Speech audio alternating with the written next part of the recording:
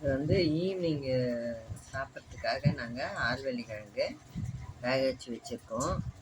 இதெல்லாம் ஏன் வச்சுருக்கேன்ட்டுன்னு பார்த்திங்கன்னா, இந்த ஆல்வள்ளி கிழங்கு, இது வந்து ஏலக்கி பழம், இது வந்து நேந்திரம் பழம், இது கேரளா ஸ்பெஷலு, இது வந்து மாம்பழம் சேலம் ஸ்பெஷலு.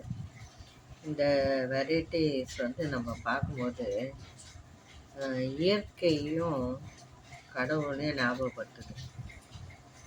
அதாவது ஒரு ஒரு சீசனுக்கு ஏற்ற மாதிரி அந்த பழங்களும் இந்த இயற்கை வளங்களும் நமக்கு கடவுள் கொடுத்துருக்காருன்னா அதை நல்லபடியாக நம்ம உடம்புக்கு யூஸ் பண்ணி நோய் வராத தடுத்துக்கிறது நம்மளோட பொறுப்பு. கடவுள் வந்து எல்லா சீசனுக்கும் எல்லா வகையான பொருட்களும் கொடுத்துருக்காரு. அதுக்கு ஏற்ற மாதிரி நம்ம உடம்பை நம்ம காப்பாற்றிக்கிறது ரொம்ப முக்கியமான ஒன்று. இதை சொல்கிறதுக்கு தான் முக்கியமாக நான் வந்து இதை வச்சு இதெல்லாம் எடுத்தேன். இதை வந்து கடவுளுக்கு ஒரு பக்கம் கொடுத்தாரு. இதெல்லாம் சீசனுக்கு ஏற்ற மாதிரி விளையிறது ஒரு பக்கம் இருந்தால், இதை விளைவிக்கிற விவசாயிங்க வந்து எந்த அளவுக்கு கஷ்டப்பட்டால் இதெல்லாம் நம்ம கைக்கு வரும் அப்படின்னு நான் நினச்சிக்கிறது உண்டு.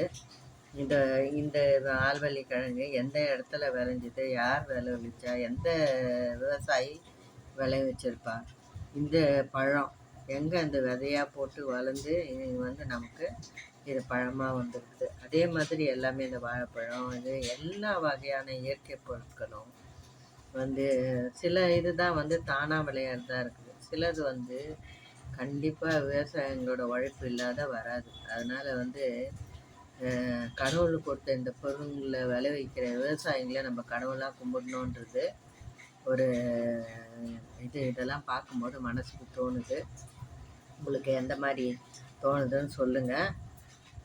இந்த விஷயம் வந்து உங்களுக்கு எல்லாருக்கும் பிடிச்சிருக்கோன்னு நம்புகிறேன். பிடிச்சிருந்தால் லைக் பண்ணுங்கள், ஷேர் பண்ணுங்கள், எங்கள் சேனலுக்கு சப்ஸ்கிரைப் பண்ணுங்கள். தேங்க்ஸ் ஃபார் வாட்சிங்.